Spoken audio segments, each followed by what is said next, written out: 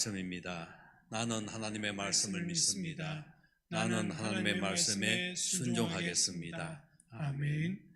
하나님 말씀은 야고보서 2장 14절에서 24절의 말씀입니다.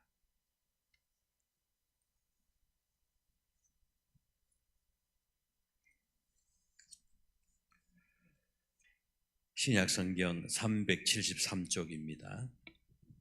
야고보서 3장 14절에서 24절까지 한 절씩 교독합니다. 내 형제들아, 만일 사람이 믿음이 있노라 하고 행함이 없으면 무슨 유익이 있으리요? 그 믿음이 능히 자기를 구원하겠느냐? 만일 형제나 자매가 헐벗고 일용할 양식이 없는데 너희 중에 누구든지 그에게 이르되 평안히 가라, 듣게 하라, 배부르게 하라 하며 그 몸에 쓸 것을 주지 아니하면 무슨 유익이 있으리요? 이와 같이 행함이 없는 믿음은 그 자체가 죽은 것이라. 어떤 사람은 말하기를 너는 믿음이 있고 나는 행함이 있으니 행함이 없는 내 믿음을 내게 보이라. 나는 행함으로 내 믿음을 내게 보이리라 하리라. 내가 하나님은 한 분이신 줄을 믿느냐? 잘하는도다. 귀신들도 믿고 떠느니라. 아, 허탄한 사람아, 행함이 없는 믿음이 헛것인 줄 알고자 하느냐? 우리 조상 아브라함이 그 아들 이삭을 제단에 바칠 때 행함으로 의롭다 하심을 받은 것이 아니냐? 내게 보거니와 믿음이 그의 행함과 함께 일하고 행함으로 믿음이 온전하게 되었느니라. 이에 성경에 이른바 아브라함이 하나님을 믿으니 이것을 의로 여기셨다는 말씀이 이루어졌고 그는 하나님의 벗이라 칭함을 받았나니. 이로 보건대 사람이 행함으로 어렵다 하심을 받고 믿음으로만은 아니니라. 아멘. 오늘도 여러분들과 함께 일상에서 믿음으로 섬겨지는 삶을 살라, 이런 제목을 가지고 함께 말씀을 나누려고 합니다. 여러분, 우리가 인생을 살다 보면 이런저런 일들이 참 많습니다. 그 중에서 또 특별히 기억나는 그런 일도 있을 것입니다. 혹시 여러분 지금까지 만나는 일상에서 어떤 사람을 좀 만나보았습니까? 여러분들에게 도움을 주는 사람을 만났습니까? 여러분의 힘을 주는 사람을 만났습니까? 여러분을 격려하고 칭찬하는 사람을 만났습니까? 아니면은 힘을 빼는 사람을 만났습니까? 여러분들을 디스하는 사람을 만났습니까? 괴롭히고 힘들게 하는 사람을 만났습니까? 그러면 전자와 후자의 사람들을 만났습니다. 대부분 이렇게 이야기하게 될 것입니다. 하지만 소원이 있다고 한다면, 하나님, 나는 믿음의 사람, 좋은 사람을 좀 만났으면 좋겠습니다. 이런 마음을 가지고 살아가게 되지요. 미국의 부흥사였던 무디라고 하는 이 부흥사가 있는데요. 그는 태어날 때에 아버지, 어머니로부터 사랑을 받고 태어났습니다만은 구남매다 보니까 형제들이 참 많습니다. 그 중에 6번째로 태어나게 되었습니다. 무디가 6살이 되었을 때에 4살이 되었을 때에 아버지가 돌아가시게 되었습니다. 어머니가 이 구남매를 키워야 되니까 얼마나 힘이 들고 어려웠겠습니까? 그런 가운데에 이 무디가 초등학교를 다니다가 더 이상 경제적으로 뒷받침이 되지 아니해서 초등학교 중퇴를 하게 되었습니다. 그리고 공부를 포기하고 신발을 수리하는 수리공으로 그렇게 생활하게 되었습니다. 그러다가 어느 날 그는 좋은 사람을 만났습니다. 에드워드 킴볼이라고 하는 선생님을 만나게 되었는데 교회 학교의 선생님이었습니다. 그 선생님을 만나고 난 이후에 마음의 기쁨과 즐거움을 채우는 시간이 되었습니다. 하나님을 알지 못했는데 하나님을 알게 되었고, 예수님을 알지 못했는데 예수님을 알게 되었고, 인격적으로 예수님을 만나는 그런 은혜를 잊게 되었습니다. 그러자 그 마음속에 막 구령의 열정이 이제 불타오르게 되었습니다. 내가 하나님의 사람으로 살아가야 되겠다, 이런 생각이 들게 되었어요. 그래서 그 일상에서 최선을 다해서 봉사하면서 하나님께 기쁨을 드리고 영광을 돌리게 되었습니다. 그러다가 하나님의 뜻 가운데에 비록 초등학교 다 나오지 못했지만 그 은혜를 주시어서 가는 곳곳마다 부흥사로서의 말씀을 전하는 기회가 되었습니다. 그때 그를 도와주었던 한 찬양사가 있었습니다. 생키라고 하는 찬양사입니다. 그래서 이 찬양사는 가는 곳곳마다 찬양을 통해서 하나님께 영광을 돌리고, 그리고 이 무디는 하나님의 말씀을 전해서 뜨거운 역사와 감동이 있는 그런 시간을 가지게 되었습니다. 어떤 의미에서 수많은 사람을 만났습니다만은 이 무디라고 하는 이분에게는 참 김모리라는 승예인과 생키라고 하는 이 찬양사가 그에게는 큰 기쁨과 즐거움을 주었던 사람이라고 이야기할 수 있습니다. 마찬가지로 여러분, 그렇게 인생을 살다 보니까 그가 참 인생을 마감할 때의 한 이야기 가운데 이런 이야기가 있습니다. 그대 자신을 믿어보라. 그대는 실망할 때가 있을 것이다. 친구를 믿어보라. 어느 날 그들은 죽거나 그렇지 않으면 그대와 헤어질 것이다. 그대의 명성을 믿어보라. 어느 때 해방되었던 혀가 그것을 뒤집어 엎을 것이다. 그러나 예수를 믿어보라. 그대는 현세와 내세에 후회함이 없을 것이다 라는 말을 하게 되었습니다. 내가 만난 가운데 최고의 만남은 예수와의 만남이다. 예수와의 그 일상에서 만남은 나에게 큰 기쁨이 되었고 소망이 되었다라고 고백했습니다. 마찬가지로 2025년도 저와 여러분들이 인생을 살아갈 때에 어떤 사람을 만나기를 원하십니까? 돈 많은 부자를 만나기를 원하십니까? 아니면 높은 직장에 있는 사람을 만나기를 원하십니까? 영향력 있는 사람을 만나기를 원하십니까? 그런 소원이 있다고 한다면 만나시길 바랍니다. 하지만은 근본적으로 내가 만나야 될 부분이 있다고 한다면 나에게 힘을 주고 격려하는 예수님을 만나 살아가는 것이 최고의 행복이요 기쁨인 줄로 믿습니다. 그 예수와 함께 인생을 살아가시면서, 그리고 믿음이 좋은 사람을 좀 만나시고 힘을 얻으시면 좋겠고, 더불어서 여러분들도 믿음이 좋은 사람이 되어서 다른 사람들에게 지지하고 격려하고 힘을 주는 복된 성도들이 되기를 주님의 이름으로 축복합니다. 오늘 말씀을 기록한 사람은 야고보라고 하는 사람이 기록하였습니다. 성경에 보면 야고보의 이름이 3번이나 이렇게 나와 있습니다. 예수님의 제자들이 야고보 둘 이름이 나와 있죠. 세베대의 아들 야고보와 알페의 아들 야고보, 그렇게 나와 있습니다. 그리고 오늘 본문에 나오는 이 야고보는 어떤 사람일까 하고 생각해 보면 많은 분들이 예수님의 동생 야고보다라고 이야기를 합니다. 그 야고보는 처음부터 예수님을 나의 구주로 고백하지 아니했습니다. 예수님과 상관없이 살았고 예수님을 핍박하면서 살았던 사람이었습니다. 마가복음 3장 말씀에 보면 예수님의 어머니와 친족들이 예수님을 찾아왔습니다. 찾아온 이유가 무엇이냐면 예수님이 미쳤다 하는 이야기를 듣고 찾아오게 됩니다. 아마 그때에 이 야고보도 같이 왔을까 하는 생각을 가져보게 되죠. 왜 예수님이 미쳤다라고 사람들이 이야기를 했냐 하면, 예수님이 나이가 여러분 30살밖에 되지 않습니다. 30살, 31살 이렇게 되면 지금 우리 교회에서도 30살 하면 나이가 많다라고 이야기하지 않을 겁니다. 젊은 청년 이렇게 이야기할 것이죠. 그 나이에 12명을 거르고 다니면서 때를 지어서 이 마을 저 마을 다니면서 막 행동을 취하게 되거든요. 그럴 때 사람들이 좋게 봐주는 사람들도 있고 좋지 않게 보는 사람들도 있을 것입니다.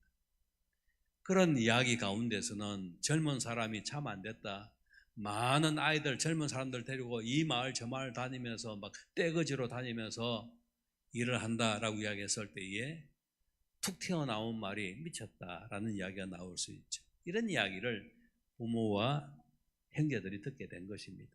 그렇게 해서 이제 예수님을 만나러 갔을 때에 예수님이 진짜 미쳤는가 확인하기 위해서 간 그런 자리에 이 동생 야고보도 있었을 것입니다. 그리고 예수님을 자기의 형제로 인지를 하고 하나님의 아들로 믿지를 아니했습니다. 그러다가 여러분, 언제 이분이 예수를 믿게 되었냐 하면 예수님이 부활하시고 성천하시고 난 이후에 다락방 성령의 강림이 있을 때에, 그때에 마음이 뜨거워졌고 내가 만났던 한 집에 살았던 그분이 하나님의 아들이었구나. 할렐루야. 지금까지는 그냥 한 형제로 생각하고 어떤 의미에서는 사람들이 야, 그건 형제도 아니다, 거기는 뭐 성령으로 잉태됐다고 한단다, 어디 나가서 엄마가 바람 피워서 아기를 낳는가, 뭐 이런 저런 이야기 사람들이 막 이야기를 하지 않겠어요? 그런 이야기를 아마 듣고 자라나서 형에 대해서 신뢰감이 떨어졌을 때인데 성령 강림 때에 비로소 그의 마음에 뜨거움을 가지게 되었고 자기의 형을 행으라고 부르지 않고 나의 구주 또 나의 구원자 하나님의 아들 이렇게 믿게 된 것이죠. 그렇게 해서 신앙생활을 하다가 이 사람이 결국은 예루살렘의 지도자가 되었습니다. 여러분 예루살렘의 지도자 하면 예루살렘이 3,000명, 5,000명이 막 이렇게 부르지게 되었잖아요. 그때 누가 지도자가 되겠습니까? 아무래도 예수님 채권에서 일렸던 베드로라든지 요한이라든지 뭐 이런 사람들이 아주 명성이 있고 사람들이 인정을 했을 터인데 나중에는 그 자리에 야고보라고 하는 사람이 예루살렘 지도자가 되어서 통치를 하게 된 것이죠. 그런 말씀들은 로마서 12장이라든지 15장에 보면 이 야고보에 대한 이야기가 나와 있고요. 갈라디아 3장에 보면 야고보에 대한 이야기가 나와 있죠. 아무튼 여러분 이 야고보가 예수님의 동생 야고보인데 그가 오늘 본문을 이렇게 기록하게 되었습니다. 그렇다고 한다면 그가 마음속에는 어떤 생각이 있었을까요? 다른 사람들은 믿음에 대해서 많이 이야기를 하지만 본인이 생각했을 때는 형을 믿음으로 바라보질 아니했잖아요. 돌아가시고 난 이후에는 이제 믿음에 대해서 믿음이 생기게 되었고 그리고 자기 형에 대해서 이야기할 때에 이제 자기 믿음을 보여주면서 행동을 취하면서 하나님의 아들이라고 고백했던 것을 이렇게 보게 되죠. 여러분 이와 같이 야고보는 어떻게 예수를 믿었는가라고 이야기했을 때에 직접 형을 보고 예수를 믿은 것이 아니라 성령의 도우심을 받고 예수를 믿게 된 것입니다. 오늘 예배에 오신 여러분들은 어떻게 예수를 믿었습니까? 어떻게 예수님을 만났습니까? 그러면 어떤 사람들은 나는 친구 때문에 만났습니다. 친구가 교회 가자고 해서 교회 나왔습니다 라고 하신 분이 있을 것이고요. 가족 중에서 누군가가 예수를 먼저 믿고 나보고 교회 나오라고 해서 교회 나왔습니다 라고 이야기하시는 분도 있고 지금도 아내는 교회 앞까지 모셔다 드리는데 교회 안에 들어오지 못하고 차 안에 있고 아니면 집에 가는 그런 남편들도 없잖아요. 언젠가는 그런 분들도 예수 장의로 이 자리에 올 줄로 믿습니다. 여러분 그렇게 해서 나는 예수 믿으려고 생각하지 아니했는데 뜻밖의 어떤 일들을 통해서 예수 믿는 경우가 있죠. 몸이 아파서 예수를 믿는 분들도 있고요. 이웃을 만나서 예수를 믿는 분들도 있습니다. 물론 또 1대, 2대, 3대, 4대 예수 믿는 가정들은 처음부터 내가 태어나니까 예수 믿는 가정에서 교회에 나왔다라고 이야기를 합니다. 근데 여러분 예수 믿으면 어떤 일이 벌어질까를 보통 이야기할 때에 뭐라고 이야기를 하던가요? 예수 믿으면 복 받습니다. 건강합니다. 행복합니다. 만사 행통입니다. 이런 이야기를 많이 해요. 근데 실제로 예수를 믿으려고 하다 보면 참 만사 행통이지만 일어나는 가정 가운데서는 파도와 같은 어려움들이 많이 있거든요. 어떤 사람들은 예수 믿는다고 부모님들이 완전히 머리를 잘라버리는 일이 벌어지기도 하지요. 어떤 분들은 예수 믿는다고 이 성경책을 아궁에 다 던져버려서 예수 못 믿도록 방해하는 경우도 없잖아 있기도 합니다. 어떤 사람들은 예수 믿는다고 그것 때문에 뭐 집안에 이렇게 완전히 나오지 못하도록 문을 잠궈놓고 그런 경우도 있고요. 욕을 하거나 때리거나 오만 일들이 일어나는 그런 분들도 없잖아 있기도 합니다. 오늘 파송을 받는 인도네시아 발리에 있는 선교사님 만나서 이야기를 해보니까요. 인도네시아는 인구가 한 2억 4천 정도 된다고 합니다. 2억 4천 같으면 전 세계에서 네 번째 인구가 많은 나라입니다. 그러면 그 나라에 주로 누구를 믿느냐 할 때 이슬람을 믿고 있습니다. 이슬람교를 믿고 있는 나라입니다. 한 98%가 그렇게 믿고 있다고 그래요. 그런데 특별히 그렇게 이슬람을 믿는 나라지만은 이슬람을 믿지 않고 힌두교를 믿는 지역이 있는데 그 지역이 바로 이 발리라고 합니다. 인도네시아 발리라고 하는 이 지역이 힌두교인들이 한 86% 된다고 하지요.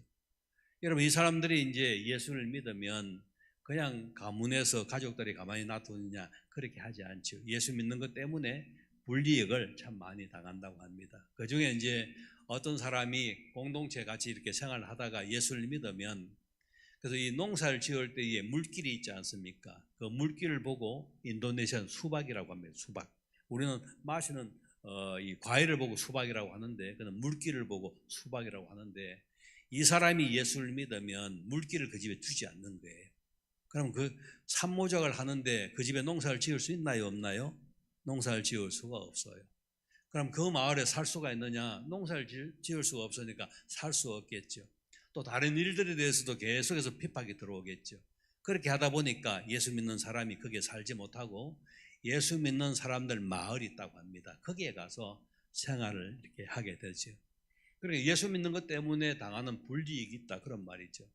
여러분, 성경에는 예수 믿는 것 때문에 어떤 일을 당하던가요? 다니엘과 같은 사람들은 하나님 믿는 것 때문에 사자굴 속에 이렇게 들어가잖아요.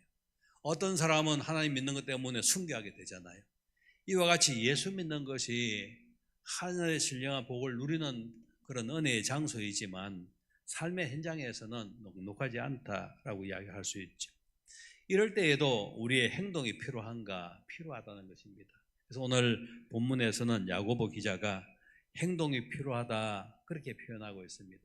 믿음에 대해서는 열 몇 번 나옵니다. 오늘 14절에서 26절까지 믿음이 있노라, 또 믿음이 능히, 또 믿음이 행함이 믿음은 그 자체가 믿음은 그 자체가 죽은 것이니라. 행함이 없으면 또 믿음이 있고 쭉 이렇게 믿음이 열 몇 번 이렇게 나옵니다. 또 믿노라고 하는 이 단어는 나옵니다. 그런 반면에 행함이라고 하는 단어가 나와 있습니다. 행함은 12번 정도 이렇게 나와 있죠.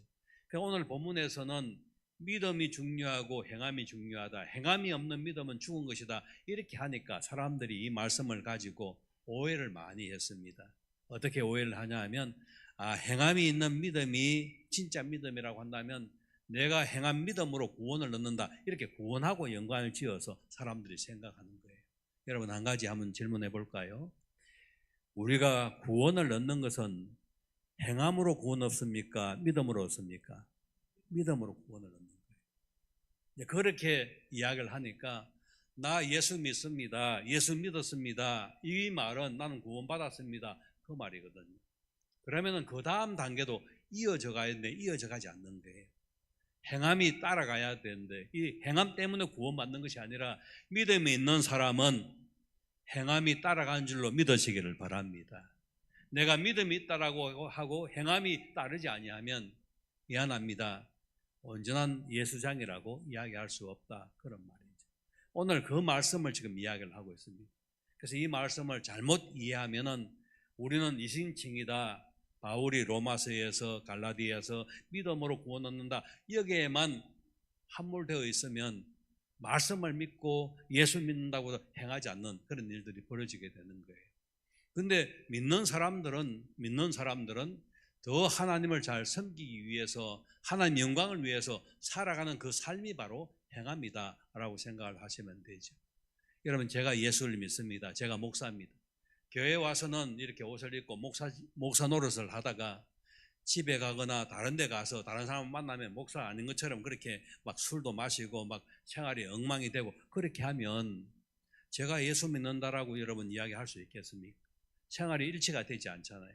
그러면 저의 행동 때문에 다른 사람들이 예수를 안 믿는 거예요. 저렇게 예수 믿을 것 같으면, 저런 행위를 가질 것 같으면 나 예수 안 믿는다, 그렇게 이야기할 수밖에 없잖아요.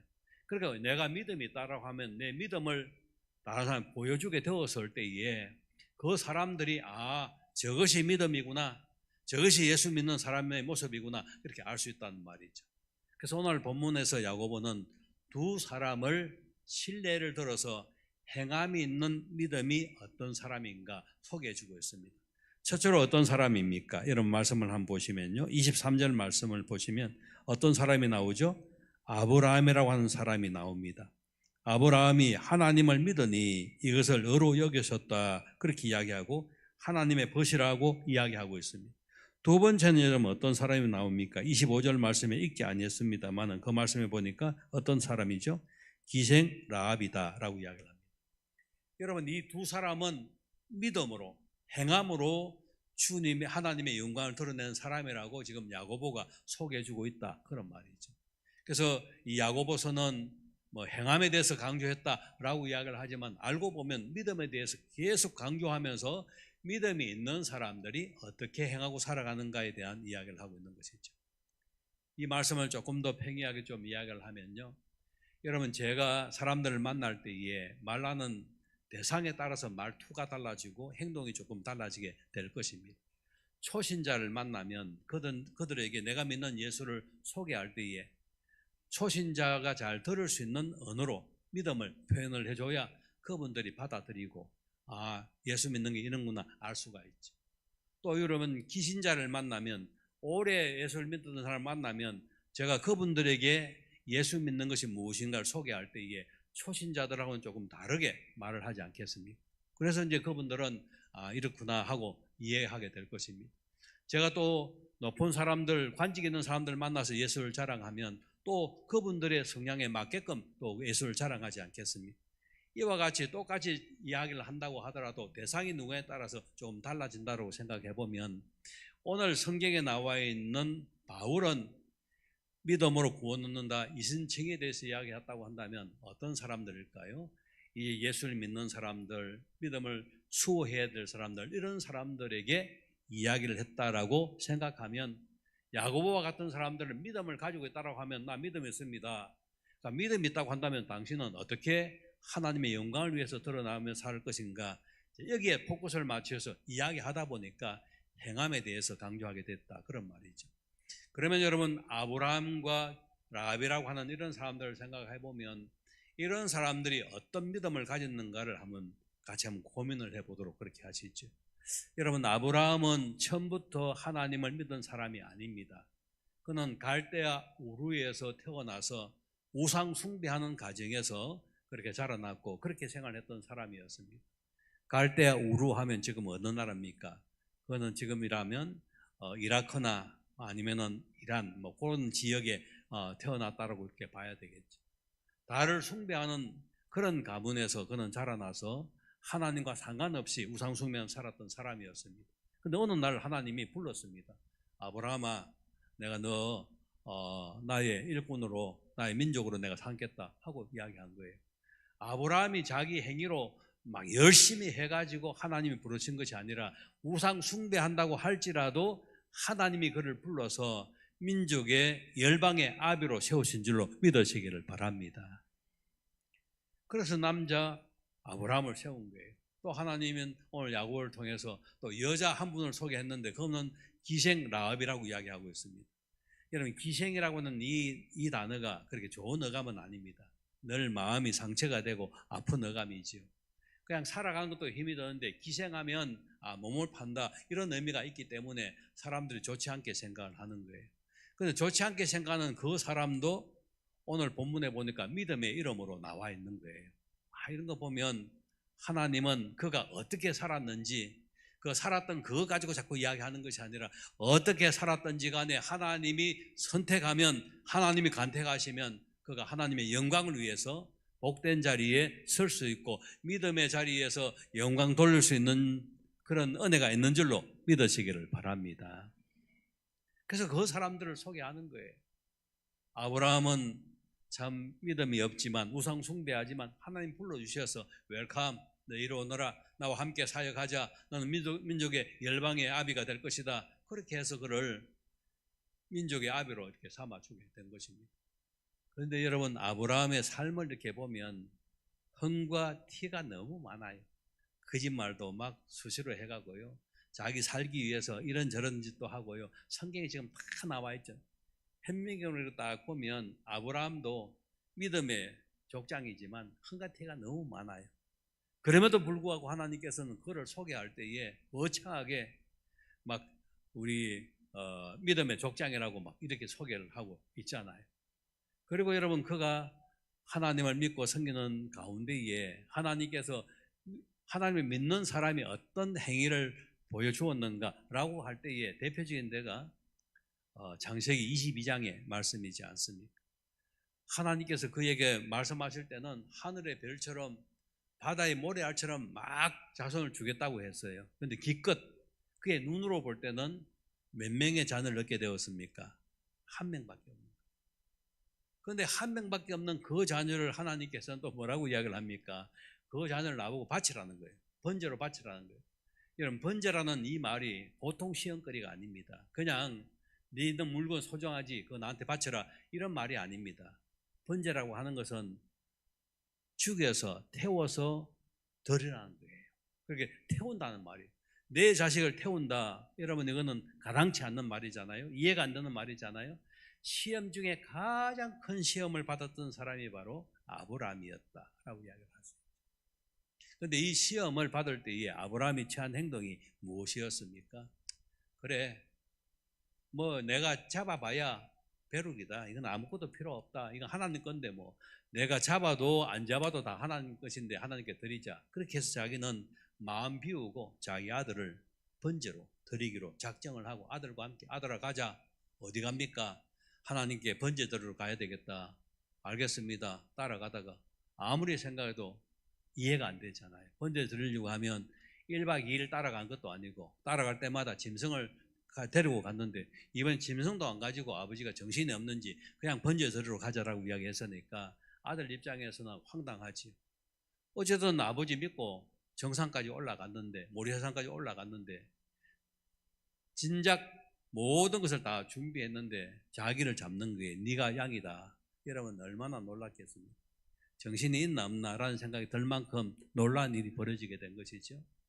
그런데 여러분 아브라함은 오직 아들을 바라본 것이 아니라 하나님을 바라본 거예요. 가장 소중한 아들이었지만 아들보다 더 소중한 분이 있다고 하는 하나님인 줄로 믿으시기를 바랍니다. 여러분 우리가 이 땅에 살아가면 소중한 것들이 많이 있잖아요. 자식이 소중하고 부모가 소중하고 물질이 소중하고 직장이 소중하고 소중한 것이 너무나 많이 있어요.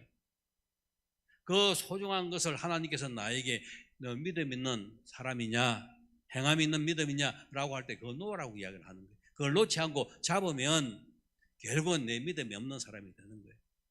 아브라함은 그 믿음을 보여준 거예요. 그가 살기 위해서 보여준 것이 아니라 하나님의 사람이 보여주니까 하나님이 그 모습을 어로 여기셨다라고 말씀을 해주고 있죠. 그것 때문에 구원받은 것이 아니라 하나님을 신뢰하는 절대적인 믿음을 가지고 있었기 때문에 하나님은 그를 믿음의 높은 자리에 세워주시고 국부로 세워준 줄로 믿습니다. 이것이 여러분 객관적인 믿음의 실체라고 이야기할 수 있습니다.